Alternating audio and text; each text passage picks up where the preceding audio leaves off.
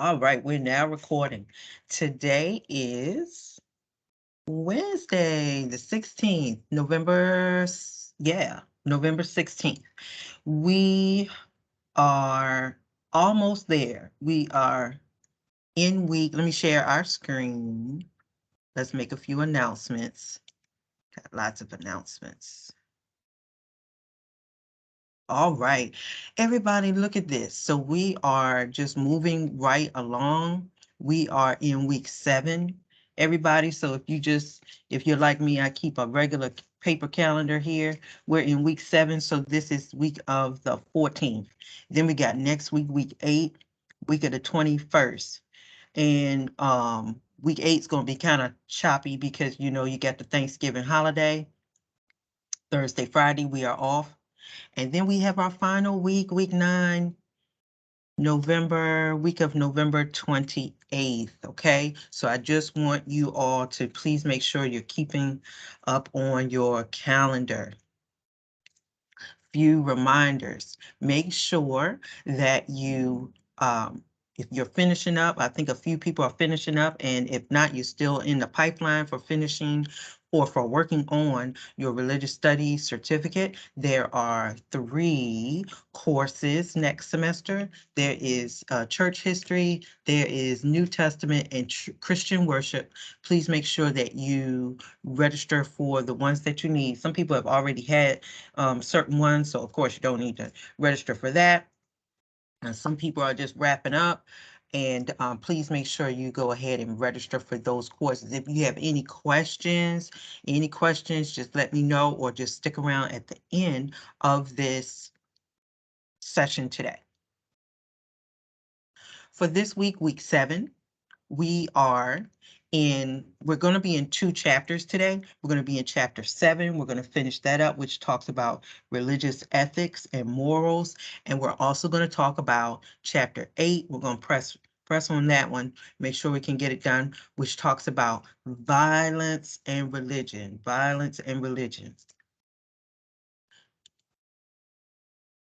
Week 7 forum is going to talk about 9/11. So the week 7 forum is going to have you watch this particular video. So it's going to center on 9/11, 2001, and the impact that it had on religion. You're going to watch that video that I have for you on YouTube. And in your discussion post, you're going to discuss how religion was used by Americans after the aftermath of 9/11. And if you were younger at that time, if you're not quite sure, you can always, research or ask individuals that were around. In your opinion, did America continue its religious practices after the terrorist attacks? And the last question, how did differences in perspectives of religion play a role in our overall climate of the society? That's going to be a deep question. Okay. And you can do research on that. You can use chapter 8 to help you answer that question. Okay. That is going to be chapter 8. Nice. Hold on, everybody.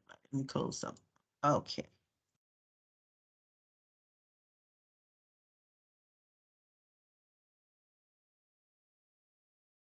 All right, just moving ahead. So let's go to, sorry, everybody, I'm on the wrong week.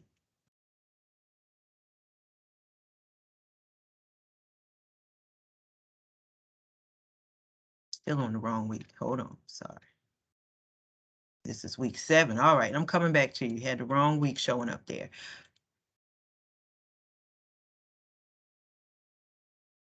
Okay, so once again, we are going to cover in the week of week 7, chapter 8 on violence and religion. You've got your week 7 forum, which talks about 9/11. Now, this week's assignment is a compare and contrast assignment. Let's see if I can get this PDF up on the screen. Let me do this again. I want to make sure that everybody can see it. So what is the compare and contrast assignment? Somebody just open your microphone and let me know if you can see my compare and contrast activity on the screen. Yes, ma'am. We see it. Okay, super, thank you. Now, as we are studying, remember, religious studies, as we are studying different religions, in this assignment, you are going to compare and contrast the 10 commandments that are found in the Christian Bible, and you are going to look at some commandments that are going to come from the Quran and the 42 principles of Ma'at, M-A-A-T, Ma'at, and that comes from Egypt. That's Egyptian. You're going to write a 2-page double-spaced paper that explains similarities and differences that you find in those three religions: the 10 Commandments, Christian, Quran's commandments, and the 42 principles of Ma'at. If you find any similarities, why do you think they share those religions may share that particular principle? And you can also highlight in your paper what you find to be different. For example, okay, I included in your part 1, here are the Christian Bible's 10 commandments, okay? And these are going to be found in the book of Exodus, Old Testament, chapter 20, verses 1 through 17. I listed the 10 commandments here for you as well. You can always go to the Bible and check them out too, okay? 1 through 10, these are the Christian Bible 10 commandments. Now, part 2, there are more commandments, of course, in the Bible and the Quran, but here are the 10 commandments in the Quran. Okay, I'm not going to read them all, but here you go, first, second, third, and we're going to keep on going. Okay, so I listed them there for you. Okay, so I won't read them all out. Okay, and then your third part of your assignment. Here's the link. If you have any problems with the link, just let me know. But the third part of the assignment is to review the 42 principles of Ma'at. They're very short. Ma'at, M-A-A-T, was the ancient Egyptian concept of truth, balance, of harmony, what was moral, what was right. So they were like a list of 42 rules of how the Egyptians wanted to live their lives, okay? And you can read more about Ma'at right there. I won't go into everything right here. And so you'll see that I listed the 42 principles of Ma'at right here. Excuse me, they're also commonly known as the negative confessions because they have a not in them. Okay, so they say, I have not committed sin. Okay, so you'll see not in them.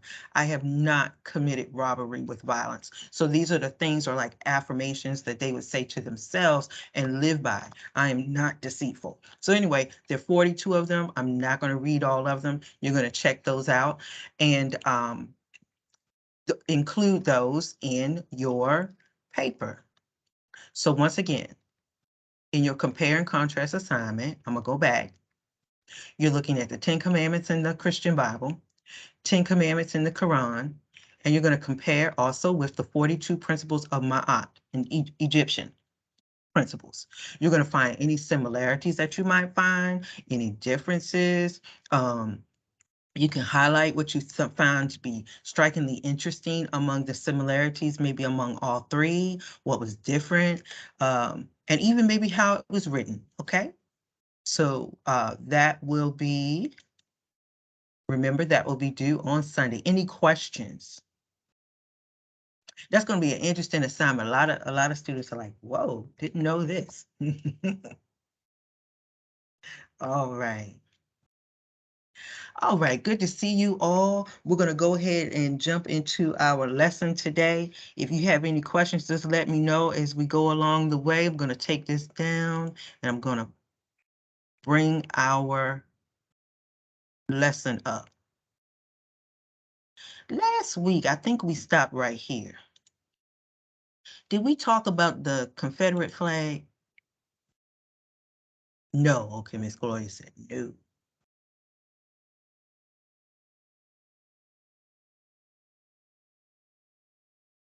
All right, everybody. Let me know if you can see the screen. It says ethical contacts and you see the Confederate flag on there. Yes. Super, thank you.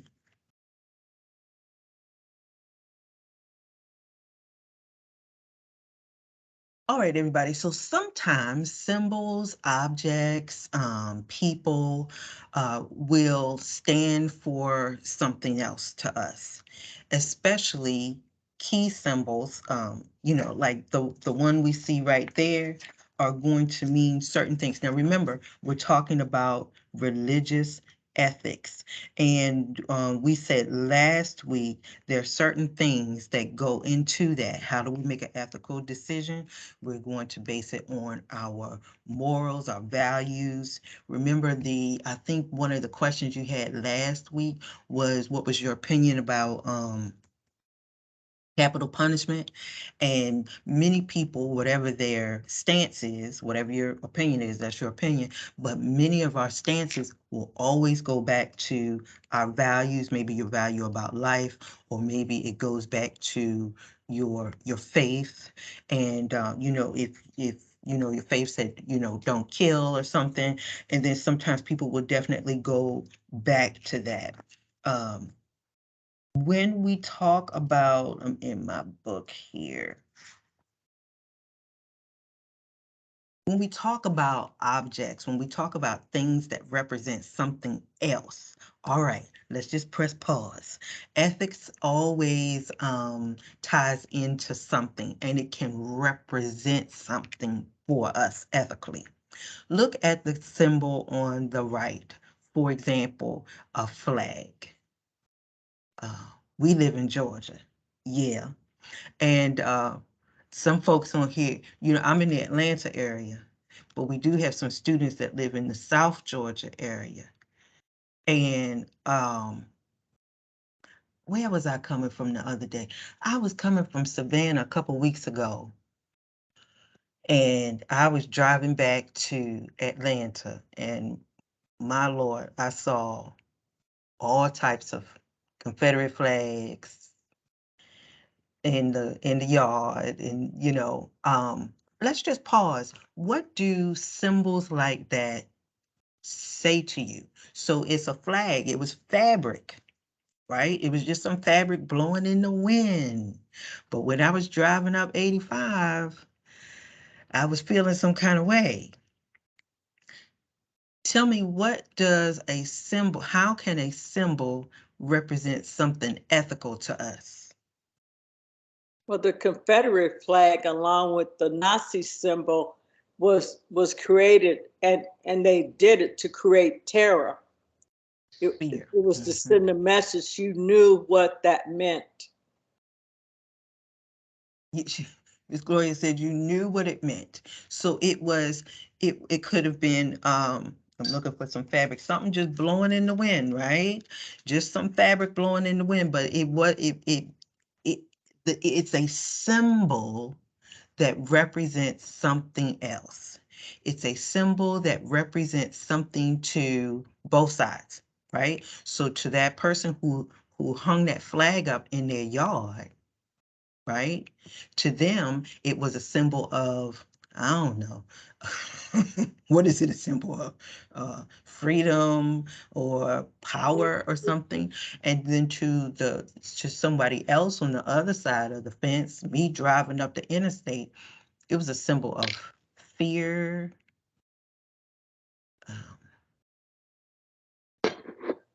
What else can we say? You think about the history behind it as well. A very marred history. The cross, for some will represent peace, will represent transformation. So when we talk about symbols for that particular religion, even though it is an object, it could be on a piece of paper, it could be on a building, it could be a flag of fabric. right? But that particular symbol has a narrative. It has a story behind it. So when we see, if Christians see, I'm trying to look for one, if Christians see a cross, okay, let's just pause right there. When you see a cross, if you're a Christian, what's the narrative behind that? What are you thinking? What happened on the cross? But Jesus was hung on a cross. You know, Yes. we're talking about salvation, died for our salvation. You know, he's the Redeemer. And Right. So for the Christian follower, we're seeing the symbol of the cross, right? Whether it's on a building, whether you have it on some jewelry, they're like, oh yes, that gives them hope. They're reminded of hope. They're reminded of faith. They're reminded of a Savior that died for them and gave them the right to eternal life. Okay? The symbol itself. But if I lost my charm on my bracelet, if I lost my charm, not my cross charm, it doesn't mean that I've lost my faith, right? It just I got to go buy another one or I got to find it. It's a symbol. So do you see how symbols can represent so much to individuals? Professor Barry, Go right ahead. I would think also that that symbol would represent a time in history or a place or the events that were took place during that period. Exactly. Exactly. Especially the flag, the Confederate flag, right? Yes. Mm-hmm. Your mind go, even though we didn't live during that time, but your mind goes back to when this flag was erected. What was the purpose? And that purpose wasn't always happy for, certain groups of minorities. True. hey, Professor, this is Marshall. The Confederate flag. I had this encounter one time. I was at the store. It was a nice lady. It was her store. Her son was working there. He had long sleeves on, like I have long sleeves now. And whatever I purchased, I took it to the counter, and the young man pulled his sleeve up so I could see his Confederate flag. I would have bought more stuff from that lady's store, but because of that, I walked out. I walked out Yeah, because I was saying to myself, say, now she knows that her son have that. She doesn't want my green money. You know, no, she doesn't want my money because of uh, her son is representing something else that I don't like. It didn't hurt me, but I know what it represents. And so I walked out. I just say, well, you won't get my business. And I would go down the street and spend my money down the street. And I do live in the South, and it's everywhere here. But and I'll tell you another thing. It was a parade that we had, and in the parade they fly their flags, and so I have big trucks too, and so I put my American flag on you my got big some truck. trouble. I got more flag out of my American flag than they did with their Confederate flag. Oh, Wow. you flying your flags today, huh? Yeah, That's what they're saying to me. But I said, yeah. yeah, you flying yours today too, huh? So just because it's here, that doesn't mean we agree with it down here in the South. I'm not gonna let them run me away from my home. I'm just Good. not gonna do it. I've been here all my life and I'm gonna stay here. Yeah, you're gonna stay there. And I know, very good observation when you said the gentleman pulled his sleeves up. It Yes. was, remember in the slide that I had there, it's a symbol. Did he fight in the Confederate? No, but he wears it as a symbol, just as we have on and I see a symbol behind Gloria, but just as you have symbols around your home or whatever to represent the ideals, the faith, whatever the organization or whatever that you're in, and we believe in it. So if you don't believe in it, and if he had it on his skin like a tattoo, you really believe in it because it's not going nowhere. Right? It's stuck. All Professor right. Barry, I always have to explain to people, when I'm on the phone, they may see it too on a call, and there are a lot of misconceptions about that symbol. And I tell them that the cross symbol was made off of that symbol. That was the original symbol. That's the please Ah, forgive me. Ankh. Okay, the Ankh.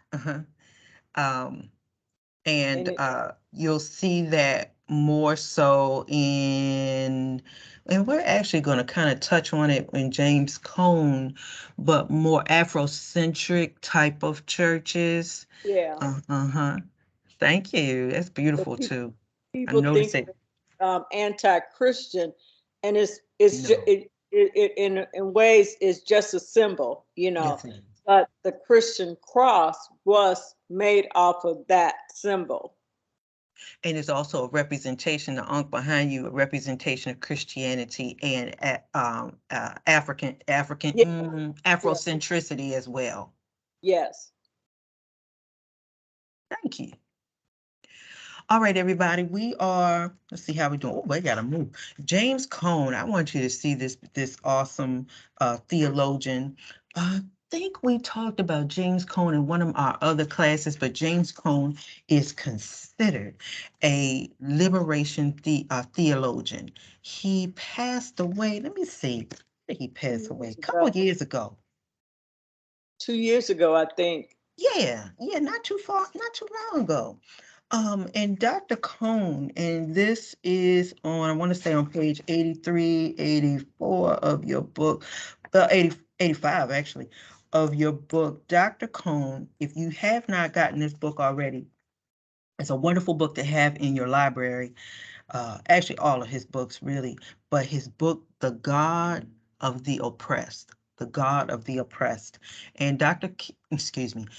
Cone's theology, when we talk about religious ethics, is that it was time for the church to dismantle what we would call like white privilege, to affirm our Black history, and to embrace what Dr. King started, speaking about the beloved community, that, we have to move from this to liberate people, to liberate African American people from the shackles of racism. So that's what he was really, really known for. He is a liberation ethic. And what he did was pull the Christian story, and those of you who are in the Old Testament class, from the story of Exodus. And so remember, when we talk about that book of Exodus, we have the Hebrew individuals who are in slavery, but their hope was one day we're going to be free. And that story in Exodus also encouraged our enslaved ancestors. Okay, so when we talk about religious ethics, right? It's not just enough to have religion, Dr. Cone would say, but the purpose of having this religion, or faith, should we say, and exercising it, is to see people get free. So what's the whole point if, we're just doing this thing and we're reading whatever book of faith that the religion has, but his whole thing was, well, he was in Christianity. His whole thing was, if we're going to do this thing and if we're going to do it right, we've got to set people free. And let's keep moving. Another theologian, I believe we talked about her before, but I got to bring her up. She passed, I want to say Dr. Cannon passed away last year. Theologian, Reverend Doctor, I'm going to add doctor in there, Katie Cannon. Reverend Doctor Katie Cannon. And Dr. Cannon, among other women theologians, was really big on what we call womanist ethics. So we're talking about religious ethics. So what about the women? And so Dr. Cannon said that there has to be a recognition of Black women's contribution to the church, to academia, and the whole push for womenist ethics is we want to fight for justice for all people. So you didn't have to just be Black. You know, this was, we're going to reach back and help our, you know, Latino brothers and sisters. We're going to help and find justice for all types of people. You know, sometimes we may not agree with, you know, what the person may be doing, but womanist ethics will say, you are a person, you deserve love, and womanist ethics will not just fight for me, the Black lady, but fight for other people who find themselves in a disenfranchised situation. Okay. Let me move here. Okay. Now, we're going to, I know we're moving a little fast, we're going to take a look at moral ethics in different religions. So I want you to look at the left-hand side of Islam. We're going to look at Christianity. And then we're going to compare that to Hinduism. Okay. I got it on another slide. Everybody with me? Excuse me. All right. So let's look at the 5 pillars of Islam. And then we're going to go to Christianity. So when we talk about religious, and I'm on page 87, religious ethics. When we talk about ethics, we're talking about the things that you should not do within that particular religion. So there are 5 pillars, 5 key things, actions that a Muslim should do. Shahada, profession of faith in Allah. I know we have some folks who have traveled abroad. Maybe if you've been to those more so Muslim countries, Dubai or something, you'll see them pray 5 times a day. My cousins went to Dubai, couple of years ago, and they said they were in the taxi. They were going to their hotel, and the taxi driver just pulled over. And they're like, what is going on? He pulled over to the side of the road because it was time for prayer. And everybody on the road pulled over. He said it was just a wonderful sight to see, you know, even though they were Christian, but just everybody pulled their cars over to the side of the road, and it was time for prayer. So they pray 5 times a day. Zakat is give resources to the poor. Swam is fasting as a spiritual discipline, something routinely done, and the Hajj, which is a pilgrimage to Mecca. I think we talked about the Hajj in the beginning of this course, and we saw how the Muslim individuals will go to fly over. If you were in America or wherever you were going to the physical place, and this was this is such a beautiful sight to see. Now, if you go over to, let's go over to Christianity. Now, there aren't necessarily like 5 pillars, things to be done, but let's look at some similar things. Christians are to follow the teachings and lifestyle of Jesus Christ, many things that he did. They are to follow the 10 commandments and all other laws that God has ascribed in the Holy Bible. They are to strive for social change, take care of the poor, the widows, children, obey all the civil laws, and to give tithes and offerings unto the church. Okay. Now we're going to go over to Hindu, and then we're going to open this up for a conversation.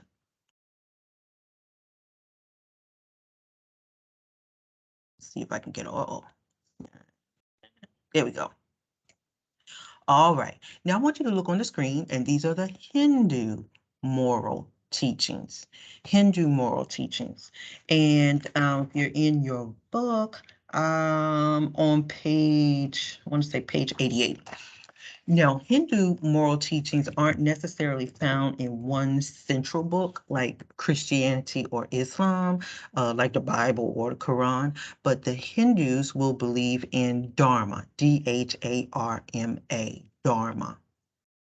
And dharma simply means that these are particular actions that are going to be done in someone's life, actions that lead to the world's order, social welfare, health, and morals. Now, the thing about the Hindu religion is that is different from Christianity, that is different from Islam, is that they follow a very strict class system. Okay, so when we say class system, and right up top there is the Manava Dharma Shastra, okay, which is called the Laws of Manu. And in Hinduism, I kind of want to say this kind of like, unfortunately, sometimes people will find themselves in a particular class or caste system, and it's not easy to move out of there. Okay. For example, for us, okay, maybe the person was born into a family that just didn't have a lot. Doesn't mean that you're going to stay that way. And you know, you were blessed to find a good job, or blessed to get some education, and you know, military experience, and you're traveling the world and doing better. So it doesn't mean, you know, on another side, that you're always going to be in a particular class system. But in Hinduism, you will. The Hindu person must fulfill dharma in life to lead to liberation. Okay, and that liberation in Hinduism is called moksha. Moksha. Y'all ever heard of the word karma? What's karma mean? You ever heard You ever heard someone karma? Yeah, it's what you put out comes back to you. Mm-hmm. It's sort of like reaping what you sow, that kind of thing. Is if you do bad, bad comes back to you. If you do good, good comes back to you. Comes back to you. Okay, good. Now I heard Miss Gloria say, like, in for the Christianity, it would be, you know, you reap what you sow. Yeah. But in Hinduism, watch this. The karma, they always believe that karma is present in somebody's life, but the karma doesn't necessarily always come from what you did. It could come from, and they believe that it could come from what somebody did in their in a past life. Okay, so this says that, you know, your present circumstances, it could have been determined about what your, you know, they believe that, you know, like reincarnation and things like that, what somebody may have done in a past life. So maybe they were just really devious, they were just bad in their, in their past life, and that karma came back on them in the new life. That's interesting. Okay. In Hindu ethics, it is important to consider the person's case. It's also important to consider their class and their social location, where they located in society. So let's go back. Let's open this up for a little discussion before we end right here. We talked about the Hindu moral teachings, and then we looked at Christianity, and then we looked at Islam. Okay. Anybody want to open your mic? Anything just, wow, just anything different? Any similarities that you saw?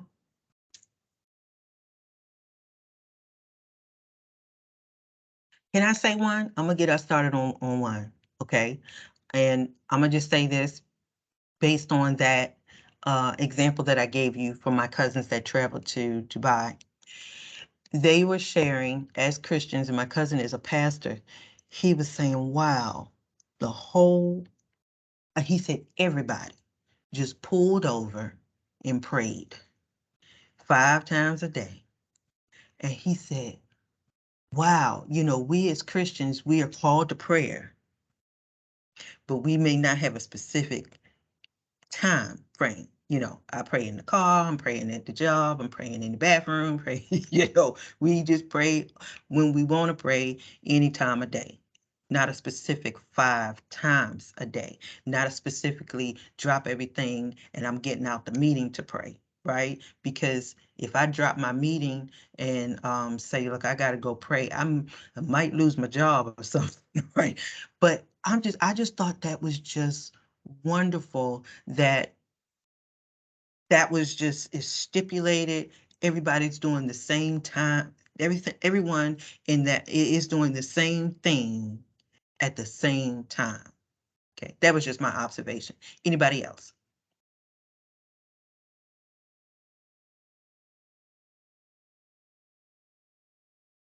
Okay.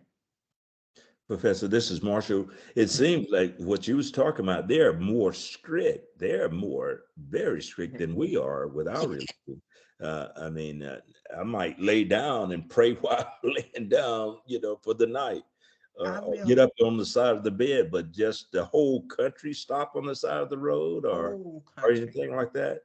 I know on military bases, when it's time to stop, they sound the bugle and everybody stop and salute the flag.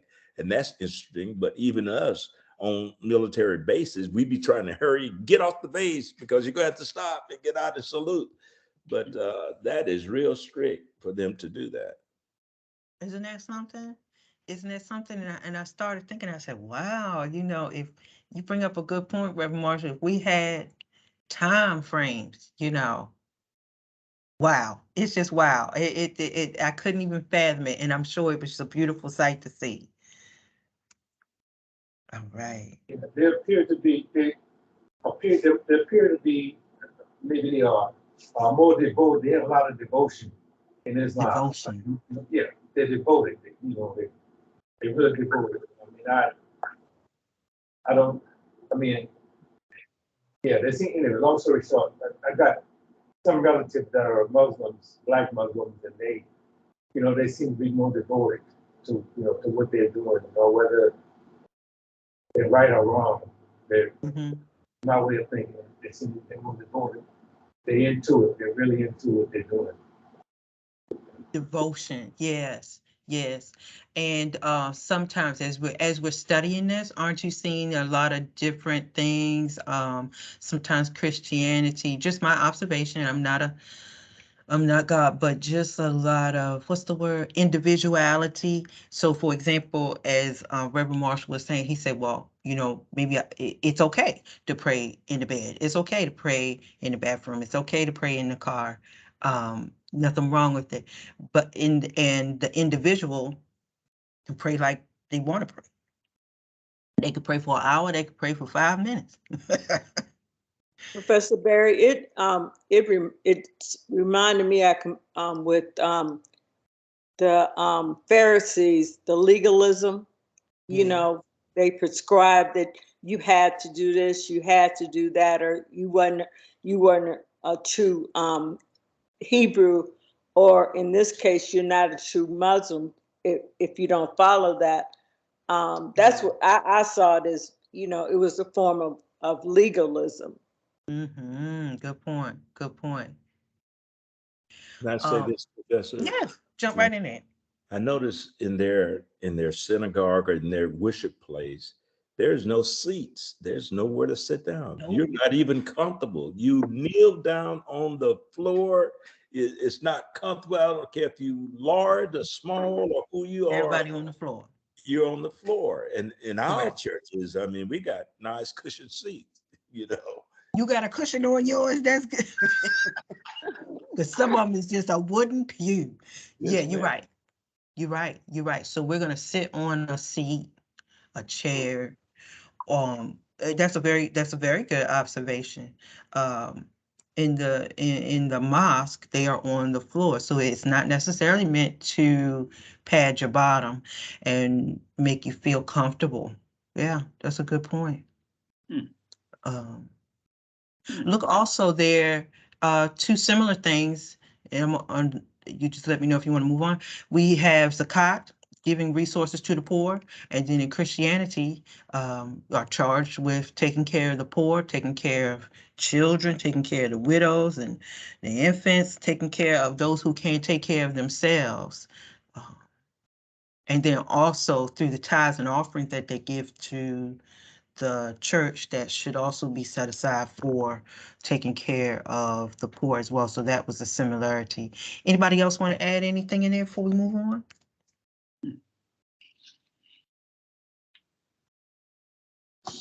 I think it'll be, Islam, the fasting, spiritual discipline. I mean, they're fasting. You have to really, if they do it correctly, they're steadfast with it, then you have to be really devoted and disciplined to do the Right. fasting that they do, because, this for long periods of time. It's not a thing to play with, right? That's a very good point. I didn't get to the fasting. In Christianity, they're called to fast, but once again, remember I used that word individualistic. So the Christian person may do a total fast. They might fast social media. They might fast sweets. You know, maybe the person has to eat some type of food because of their health. Very good. All right. Let's see here. I think we finished it. All right. I'm going to transition. I'll stay right there. And I want you to flip over to, we're going to flip over to chapter 8. I recognize our time is getting short, but we're going to be all right. We're going to introduce chapter 8, violence and religion. Let's start this conversation with violence and religion. Come right back to you. And I'm going to start off this conversation with, does violence ever have a place in religion? Does violence ever have a place in religion? What you think?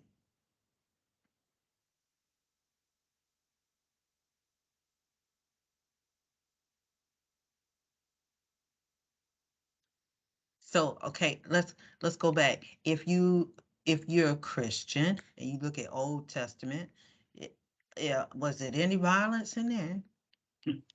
If Yeah. you look at history overall, in all the religions, there was a component, well, not all, but the major ones, there was a component of violence in it, attached to it, Mm. either to defend it or, Christ, the crucifixion was a violent act Mm-hmm. itself. It was born out of violence.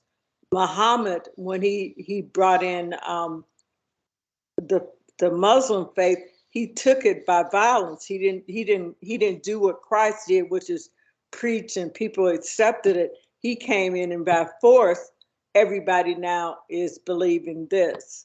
Mm-hmm. So throughout history, I think violence is a component of religion. Mm-hmm. Mm-hmm. Is religion inherently violent? We're going to talk about 9/11 and hopefully we can get to it today. I want you to see on the screen, then I'm going to go to this video. Professor of religion, Dr. Charles Kimball, he said in his research, he said that religions, with an S, not particularly one, religions partly lead to violence. He said this because, hold on, get rid of this. Have your textbook. He said this because, hold on, let me get rid of this. He said that it seems that in history, let me go back a little bit here. There we go. He says that in history, religions have always been involved with some type of violence. Not just one, but he wasn't singling out just one. But let's say, for example, I'm going to go to the Christian Crusades. So the Christian Crusades were fought because, here we go, we want to spread our word and we want to share it, but we also want some land. Old Testament, we saw there was a lot of conflicts over land, power. Um, God told us that this is our place and you're coming over here, so we're gonna fight you for it. Professor, Yes. and I guess I've been wrestling with this on this, whether it's religion that uh, that is inherently violent, or is man inherently violent. That's just what it seems to me. It seems like in each of these cases, Yeah. the religion may be weaponized or justified the inherent violence and the control that man is seeking. And Yeah. I guess I'm not trying to, No, that's a good I don't question. want to say, but it seems to me in each of these, whether we're talking about the Crusades, whether we're talking about 9/11, whether we're talking about abuse to children, that ultimately what we're looking at is that inherent violence or control Yeah. desire Yeah. from man. And the brokenness Brokenness, yes. in the human to avenge themselves or avenge their group, because you took something from us, you know? Mm-hmm. That's a very good question. Yeah, is it the religion? Is it the people in the religion? Is it a combination of both? That's very good. Religious violence, oh, let me go back here. Hindus and Muslims are still fighting and continue to fight a centuries-old battle. If we look over in the Middle East, they still fighting. I think they're gonna fight till Revelation is over, right? Because they are fighting over perspectives, fighting over economics, fighting over land. Land. Mm-hmm. Mm-hmm. Technology. That's right. It, Go ahead. I would just say, it just seems like in many of these cases, the ideology goes out of the window and something physical like land or control becomes the driving force that really perpetuates the violence and That's continues. most of it. Yeah. Yes. That's You most see, of it. you see that with Israel and Palestine. It's the same Today. kind of fight, and they've been fighting for thousands of years. Yep. They're gonna continue to fight. Over the land, yes, over the land. And as James said, power, control. And one group believes that they're more favored than the other, and Yes. they are not going to let that ideology, Go. as Mr. James said, go. They're not going to let that go. Right. Very good. Very good. Religious violence is also, when we talk about religious violence, yes, it's the fighting, the hitting, the taking of the land, the guns or something like that, but it is also psychological. It's also psychological harm that the religion could put on a person to make them feel shameful, guilty, to isolate them because they have sinned or done something wrong. My Lord, a sexual assault, a physical assault on a person, any type of belief or practice that makes the children, men or women, I didn't put men in there, to make them feel vulnerable or to make them feel preyed upon. That's religious violence as well.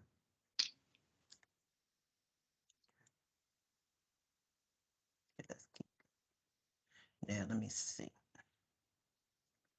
I know we're in essence of time. We may have to come back to this next week. But I want to show you this video. We're moving short. Okay.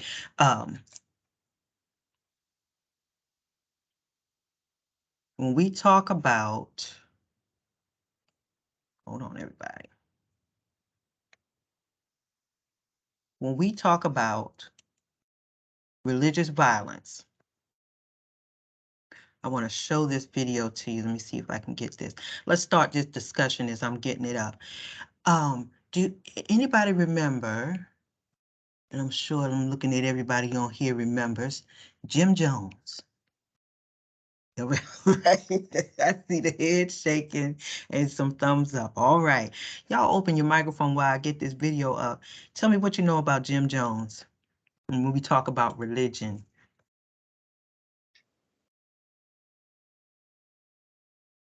He was a pastor in, I guess, the Bay Area, San Francisco. And he had a very big ministry and predominantly minority. He was a white preacher. And he had apparently the authorities were already looking him before he moved out of the country. He moved his church, just about everybody, to Ghana, so that, you know, the authorities wouldn't be on him. But it ended tragically. That's where we get that. You hear we still talk about, I'm not drinking the grape Kool-Aid. No. It was from Jim Jones. Don't drink it. Yeah, don't drink the Kool-Aid. And when you see pastors and you can tell they have a Jim Jones kind of slant, you say, I'm not drinking that Kool-Aid.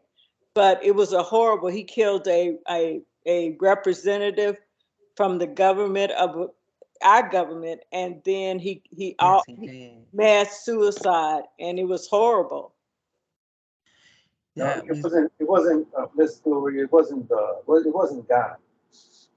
It was Guyana. Guyana, I knew. Guyana. I always get Correct. that mixed up. It was Guyana. Guyana. Thank you. South America. Mhm. Yeah, that's where he went. Yes. I saw somebody else. A cult. He ran a cult. Yes. That was a cult. And again, I know the religion was his cover, but it was I almost wanted to say the word evil, but I'm not. But the control freakness within him. Yes. That led. He had a whole bunch to this. So, you know, religion often gets a bad name in a way because of bad people. Yes, Lord. Bad people. And in this situation, you can keep on talking. I'm gonna pull up the video. In this situation is what we call blind obedience. Hold on. What do you think we mean by that? Blind obedience. You know, as Sister Gloria was talking about some pastors that may have that tint, you often sometimes see people who want you to follow them blindly, if you would. But then in many cases, you see people who will say, don't take my word for it. Go check the Bible for yourself. Check it for yourself. But Jim Jones was an individual who was like, look, I'm gonna tell you, I got the truth and nobody else has any truth. So don't listen to the outside world. So, excuse me. So of course, yes, this was considered, excuse me, everybody, this is considered a cult. And when we talk about blind obedience and the violence that, you always get a commercial. The violence that when we talk about religion and violence is that quote you were talking about, Gloria. Let me share the audio real quick. As we talk about religious violence, right? This example, your author included about Jim Jones and just the, I don't know if I have words. It was violence. We'll just say religious violence. Okay, now I know we can't do all of this. It's 11:56. Let's talk real quick about religious violence. Here is that quote we was talking about earlier about not drinking the Kool-Aid. Drink the Kool-Aid. Super K! It refers to Jim Jones, a cult leader who gave his followers cyanide-laced punch. resulting in the mass murder-suicide of more than 900 people. But why would so many follow him to their deaths? Well, today we're going to take a look at what life was like in the People's Temple cult before the Jonestown Massacre killed over 900 people. But before we get started, be sure to subscribe to the Weird History channel. Jones's gunman shot Parks's mother. She and her sister hid in the jungles of Guyana, while the rest of Jones's followers drank the poison. Jonestown ultimately claimed the lives of 909 people, a third of whom were children. In 2008, CNN learned Jones had started ordering and receiving shipments of cyanide in 1976, 2 years before that fateful day.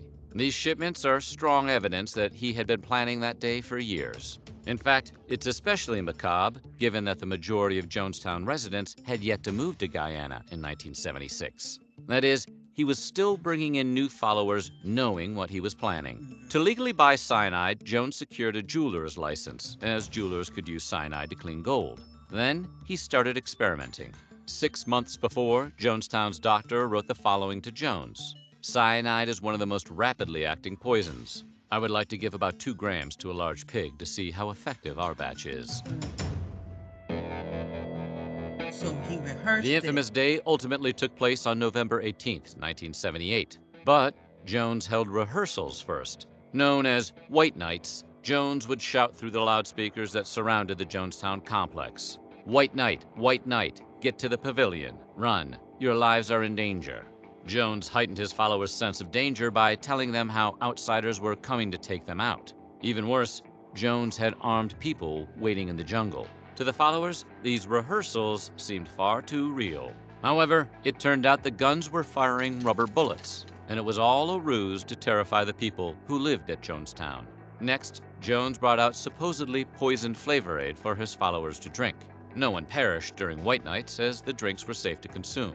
After the drill, Jones returned to the loudspeakers, saying, "Now I know I can trust you. Go home, my darlings. Sleep tight." Though the People's Temple preached abstinence from drugs, Jim Jones himself reportedly disregarded this tenet and freely abused them.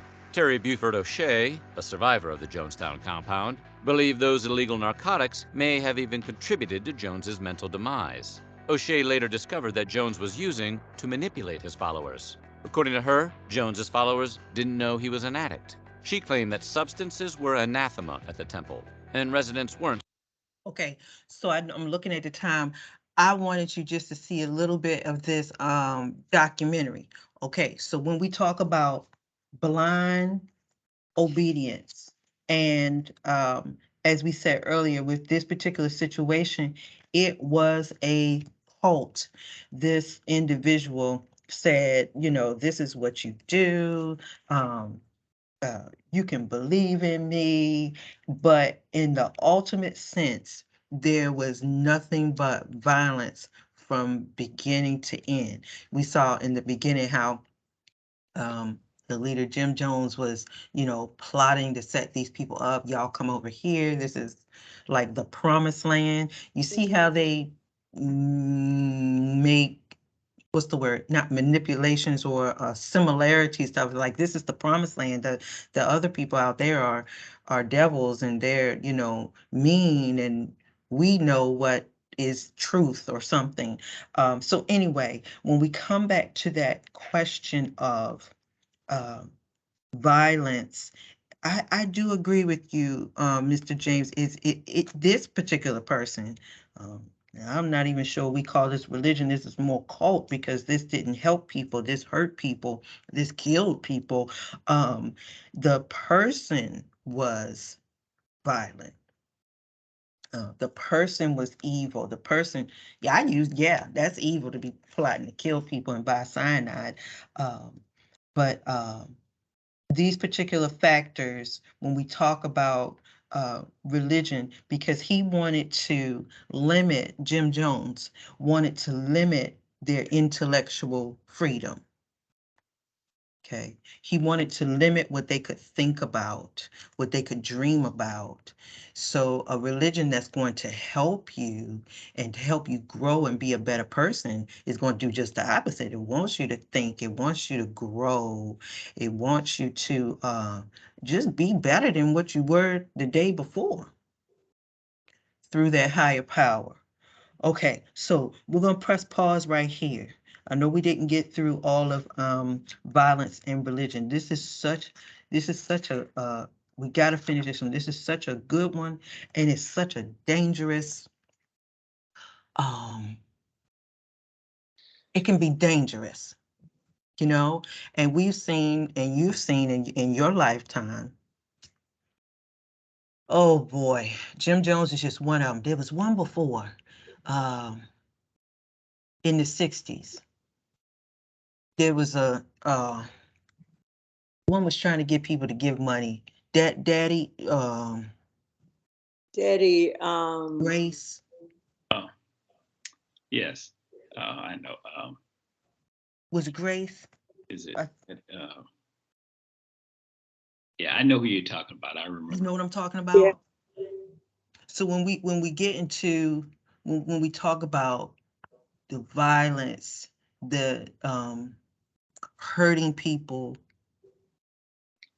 you know, those type, and he wasn't the only one, you know, those televangelists or something like, you know, give this, and you know, you're giving to, I don't know, you're giving to the church, or you're giving to this big mission, and they had big rings, and you know, and they were, you know, abusing people and saying, you know, okay, so you're gonna get put out your house. Maybe that was God's will to get, and then, you know, give me the house. And now it was just that's what we call religious violence. It may not always be shooting a gun somewhere, but the religious violence was hurting the person, disenfranchising the person, and remember that key thing, denying them some type of resource, harming them, then maybe taking property away, convincing them to give your product, convincing them, give me your car. You know, God's not calling you to drive in your Cadillac.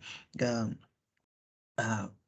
give $10,000 because we need to. Yeah, it's always a running joke about the building fund, right? And the building never got funded. But these are just, we'll just pause right here. These are examples of, you know, Daddy Grace, Jim Jones, and there's a laundry list of individuals that took the name of a religion and hurt people behind it. Yeah. Professor, where does the line start with cult and religion? Where's the line? Or you know, maybe we can discuss that the next time. Yeah, But that's a good it's one. pretty close. It's scary, isn't it? So let's take a Jim Jones. That is a total cult, right? Because it is not based on that particular thing was man-made. It was based on what Jim Jones thought, what Jim Jones conjured up in his head. It was no tenet of it was to promote a higher being. It was to promote him. There was no God, there was no Allah, there was no nothing. He was you know what? He was the God. He wanted to be the God. I'll put it like that. So that's when we know, like, Jim Jones. What was the other one in Waco? Waco had David Koresh. David Koresh. Yes. Those things fall into cult because it has nothing to do with a particular religion, and established, when I say religion, and established religions, the ones that we've heard of over and over again. This is something that a man, a human, male or female, has said, hey, y'all, we're going to do this.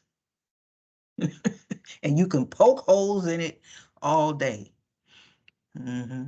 But I don't think Jim Jones, from all the clips I've seen, I don't ever hear him speaking about Christ or using the scripture or anything.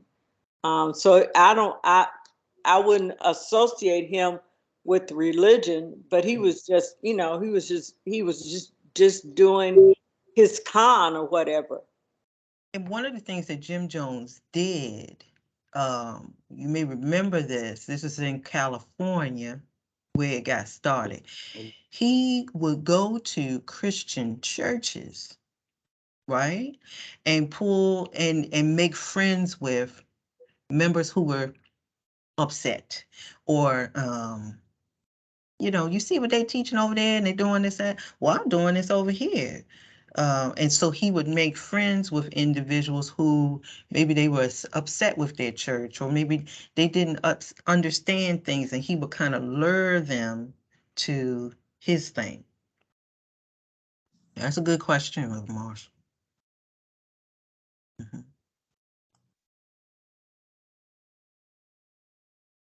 All right. Anybody else? Yes. All right. So, and that also lets us know it's dangerous, isn't it? Go ahead, Lester. The guy with the prayer called Reverend Ike. Reverend Ike. Yes, it was another one, Reverend Ike. Reverend Ike. Okay. So when we think about Reverend Ike, we could just do a whole paper on him, right? When we think about Reverend Ike, when we think about Daddy Grace, they hid under Christianity, but it was dangerous because they took advantage of people on a national stage. And the key thing was not lifting up God, not lifting up the principles of Christ, not lifting up the scriptures, but lifting up themselves through the prayer cloth, buying the cloth, buying the water. Didn't he have the water? Somebody had the water. I know Reverend Ike used to say, I don't want to wait, or I don't want any pie in the sky. That was his thing, meaning that I don't want to wait till I get to heaven to get what I'm going to get. He was pie in the sky. We want it now, huh? Now, yes. My goodness. Professor, I know we got to go, but look at this Fine. this guy here in the recent time that wanted a jet, and he says that, I won't call any names, but he's there in Atlanta. He wanted a jet, and he's using religion, and is that's the thin line I was talking about. Some That's people correct. are using religion That's and correct. said, "Hey, I need a new jet. I got one, but mine is a little old, and I want a brand new jet." And we won't call any names. I don't want to offend anyone, but people are using it, Yes. gain, and we're not calling it a cult, but it's a thin line. It's a thing. I got you right there. I see exactly where you're going. Yes and yes. I'm not gonna call the name either, but but it is I'm just gonna use this word that I said before. It's dangerous. And as individuals, as we're talking about this particular chapter, violence and religion, whether I told you, watch this, whether I told you to give $10 for my jet or give me $10 for the homeless people, and we're really helping them, right? You got to, that person, it's the same $10,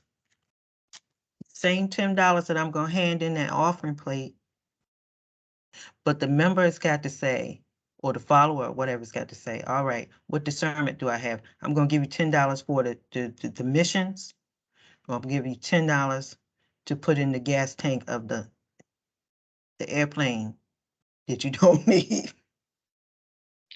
And if it's for the airplane, I'm gonna do like this. I'm gonna keep a little money. Go ahead, Mr. James. I see you. Yeah, I agree. If someone walked up to your house and held a gun on you and forced you to do something against your will, we would see you. We would easily call that a weapon. Well, as Reverend Marshall was saying, sometimes we actually use religion as that weapon. Yeah. To manipulate for people, or to get people to do things against their in many cases against their will. And to me, that is just as cruel and evil as if you were to take a gun or a knife or a stick and be beat 'em. as a matter of fact, it may be even more cruel because now you're manipulating their mind in it's psychological to them. So the damage may be even more permanent than if you just physically hit them. It is more permanent. I put in there, I was thinking the word manipulation and you said it. Going back to Reverend Marshall, where's that thin line? Yeah. Is the leader manipulating you? And I even go this far to say, sometimes I've been in many a service where you are manipulated to give. I'm gonna go back, manipulated to give to the missions thing. And it's for real, it's legit, right? Right. And I'm like, I really don't have $100 to give, but you said it and I'm feeling guilty and Fired up. I'm gonna just go on and do it and I'm trusting and believing the Lord gonna make a way, right? But I'm not even gonna lie, the way that the person said it was very manipulative. Then you can have it on this other side where I'm manipulating or twisting, and I put on there the second part, the word, and God loves a cheerful giver. But if you're not cheerful, keep your money in your pocketbook. And then I'm like, oh man, okay, well, okay, maybe I need to pull a little bit more out. Let me get my Rev Marshall annual conference. I'm not gonna call no names, and it's like, okay, but and then manipulating the word, the scripture, or the principle to make you feel bad. Right. And I'm just, and even in church sometimes, Right. where I'm a full participant, I sometimes think, okay, God's word, and I'm a Christian, and I believe Jesus's words are sufficient, Mm-hmm. that I don't actually have to manipulate. I explain and help me understand and grow. But you should not have to manipulate me to move. And I get back to what Reverend Marshall was saying is that's a fine line that some folks try to walk on. How do I grow my church? How do I increase my membership? How do I get all these things? Because I really want to look like I want to be a good pastor or a good. But I think Christ, I think the word, God's word, has enough strength in it. That's right. To stand on its own. To stand on its own. And I heard somebody else. I just want to put this in here too. In whatever religion it is, remember we talked last week? Was it last week about sacred texts, right? Or whoever the writer of the book was. So for those who may follow Christianity, the key movement is God. New Testament, the movement you'll see is God in Jesus Christ. When Jesus worked with people and talked with people, even about giving something or living a certain way, he just told them. He was just like, this is what you do.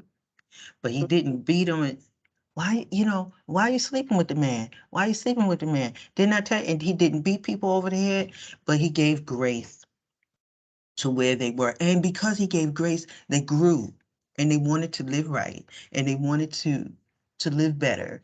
They wanted to, the New Testament talks about the widow's mite. Well, that's all she had. And she gave, what was it? Whatever that, 2 denarii, I think, but it was a small amount. So maybe that's like 2 pennies, right? And she gave what she had. And we could keep going and talking, right? Pharisees like, look at her, she giving that, she didn't have anything, but she gave what she had. And Jesus didn't beat her up and say, we need $20 because we got to go over here. No. Miss Gloria, I think I saw you. I was going to say, I can only speak for the Black church, but much of many of the Black churches use manipulation to get people to salvation, to get people to give, to get people to volunteer. That's their primary method. And it works for a while, but after a while, it doesn't, you know. And Brother James was right. Christ, the words in the Bible are sufficient. You don't have to add, you know, any, let it fall where it lies. And I talk to people who've been manipulated into doing one of those things, serving or to salvation, or, and it's not from the heart at all. No. No, it's not. Manipulation and this is good, especially in Black church. I want to just challenge you on this question. Ask yourself, where do you think that came from? And it's not an answer that you may have right now, but Professor, let me Yeah. say, in our Black churches and many people, tithes and offering, if we do what the Bible says, if it stands, if the word stands on its own, and we believe, and you do your tithes, and then your offering and gifts is extra, that's over there. Right. But the tithes are the Lord. And even you don't even have to pray over it because it's belongs to the Lord. You pray over your gifts and your offerings. But the tithes, if everybody tithe and then give an offering and a gift, we won't have to have this manipulation. We won't have to have somebody need a new jet or anything like that. Because the church will provide the jet. You know, Pastor, are you going to Europe? Well, you need to go in first class. Let the church buy you a We're jet. gonna put you on Delta jet, but we But may anyway, not give you your jet. but anyway, Right. that's an offering, Professor. I'm sorry to prolong it. So sorry. No, please don't apologize. These are good. These are good discussions. These are good discussions. All right. All right. Well, that was good. That was good. Sometimes we just got to get it out. It's like one question leads to another thought and another thought. We're going to pick up religion and violence. We'll finish this up because we want to talk about Dr. Charles Kimball and the maximal. Make sure you read the rest of this. It's two ways of looking at it. I think it's maximalist. And minimalist. And minimalist. There you go. So we'll look at those next week. That'll be the day before Thanksgiving. All right, everybody. Anybody going to be away or anything next week, just let me know. And if you have the Old Testament one, I'm going to record that because we will definitely be off next Thursday. All right, everyone. Wonderful discussion. But we will see you all same time, same place. All right. See you. Professor Barry, I've been Yes. trying to get to Have a good register. I've been There we trying go. to register and I'm not having any success with anyone calling me back or whatever. All So right, what let's see. should I do? I'm going to contact Ms. Duhart She helped me last time. and I'm going to give her a call and Thank you. sure. Let's see. I'm going to go and see what you need. I think I only need 2 more, I think. And one I was gonna take was worship, the course on worship, and then one New Testament class. I gotta think of I wrote them down. Okay, I'm going to pull it up right here. Gloria. Survey of Christian history, and then Christian worship were the 2 I think I need to take. History and worship. One is a requirement and one is an elective. Okay, so I think you had history. You had Christian history. Oh, I did? Okay. Yes. So you need the Christian- music. Yeah, okay. Christian history, you have 22, really 2210. Let me check your transcript real quick. 2210. Let's see here. Just had it up, Gloria.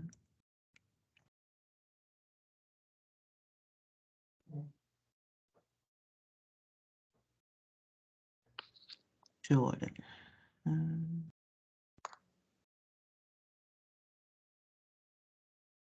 Student transcript. Okay. Jordan.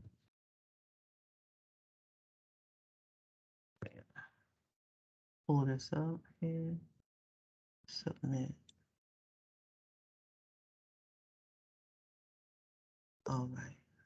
So I think when we started, I was at 12. This course makes 15, and then next semester I'll need to take one. Just one. Yeah, So okay. you have, let me see the history, pastoral. Yeah. So you had history, Then 2210. okay. And New Testament literature, yeah. Mm-hmm. So you don't need that. So Okay. you need, I just need the Christian worship. yep, and you're gonna be done. I'll be done. Yes, be ready Oh, to finish. So let me share this one thing with you. I think Mr. James got frozen. Worksheet. So if you look on the screen, this is your program worksheet. So your religious studies, you're taking that now. uh-huh. You had Old Old Testament. Testament, you Yeah, had New New Testament, Testament.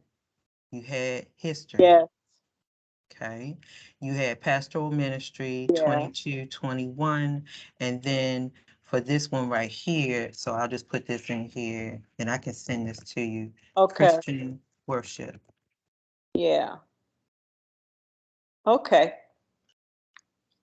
Very good. Very good. Okay, then I just have to register for that one. Correct. Uh-huh. Okay, thank you. I'll send a message right now. Okay, All right. thank you, Professor. Thank you. Have a good one. You too. All right. Bye-bye.